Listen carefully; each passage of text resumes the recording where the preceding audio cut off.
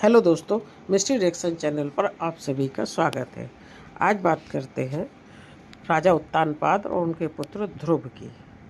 दोस्तों, राजा उत्तानपाद थे, उनकी दो पत्नियां थीं, सुनीति और सुरुचि। सुनीति के पुत्र का नाम था ध्रुव और सुरुचि के पुत्र का नाम था उत्तम। तो राजा अपनी दूसरी पत्नी सुरुचि और उत्तम को अधिक प्रेम करते थे। एक बार राजा उत्तानपाद अपने पुत्र ध्रुव को गोद में बैठाए हुए थे। तभी उनकी दूसरी पत्नी सुरुचि वहां आ गई और क्रोधित हो गई और उन्होंने ध्रुव को राजा की गोद से नीचे उतार दिया और अपने पुत्र उत्तम को राजा की गोद में बैठा दिया और कहने लगी कि राजा तो मेरा पुत्र उत्तम ही बनेगा। अगर तुमको राजा बनना है तो विष्णु की भक्ति करो और मेरी कोख से जन्म लो, तभी राजा बन पाओगे। ये बात सुनकर ध्रुव बहुत दुखी हो गए और अपनी माँ सुनीति के पास आए और सारी कथा बताई। तो सुनीति ने ध्रुव से कहा कि तुम्हारे पिता तुम्हारी सौतेली माँ और सौतेले भाई को अधिक प्रेम करते हैं। अब हमारा सहारा तो केवल विष्णु ही है।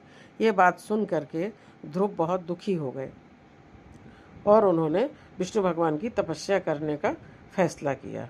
अब ध्रुव जब विष्णु भगवान की तपस्या के लिए कठोर वन में जा रहे थे तो रास्ते में उनको नारद मुनि मिल गए और उन्होंने नारद ने पूछा, आप कहाँ जा रहे हो? तो ध्रुव ने बताया कि वो विष्णु भगवान की तपस्या के लिए जा रहे हैं।